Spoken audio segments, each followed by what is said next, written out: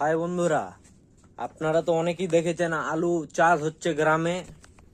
কিন্তু এটা কি দেখেছেন যে আলু কোথায় স্টক করে রাখা হয়? তো দেখে নাও, এই যে এটা আলুর স্টোর। এখানে একটা মানুষ যদি 3 ঘন্টা থাকে তো বরফে জমে যাবে, আলাদাই পরিমাণের ঠান্ডা। এখানে তোমার 8 ডিগ্রি সেলসিয়াস আছে। তার মানে ভাবুন কতটা ঠান্ডা হতে পারে। এই যে আলু চাষিরা চাষ করে এখানে হিমঘরে রেখে যায়। আপনারা বছরের পর বছর, বছর শেষ হয়ে যাচ্ছে তাও আলু থাকছেই। আপনারা ভাবছেন কোথা থেকে আসছে আলু, মনে হচ্ছে অন্য জায়গায় চাষ হচ্ছে। না বন্ধুরা, এটা ভুল। এরকম বড় বড় গোডাউন থাকে আলুর। তো আপনাদেরকে দেখাচ্ছি আলু। এই যে দেখো,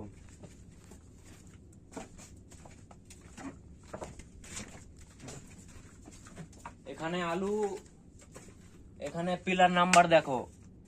এখানে যে আলু আপনি রেখে যাবেন সেই ওই আলুটাই আবার জবে নেবেন, তবে আবার রিটার্ন পাবেন সেই আলু। দেখুন এখানে আপনার এই যে নাম্বারিং করা আছে, যে আপনার বন্ড, যেটা বন্ডের একটা কাগজ হয়, সেই কাগজে এখানে নাম্বারিং করা আছে। ওই নাম্বার অনুযায়ী ওই আলুটাই আবার পরের বছরে আপনি পাবেন। তো আপনি চাইছেন আলু স্টোরে রাখবেন, কিন্তু আপনার কাছে কোনো যোগাযোগ নেই, তবে চিন্তার কোনো বিষয় নেই। আমরা আপনাদেরকে ঠিকানা সহ নাম্বার টাম্বার সবকিছু দিয়ে দিব। এখানে নিশ্চিন্তায় আলু বছরের পর বছর থেকে যাবে। ফুল রিস্ক আমাদের, কোনো কিচ্ছু হবে না। আপনার আলু সারা বছর যেমন আলু রেখে যাবেন ঠিক তেমনই পাবেন।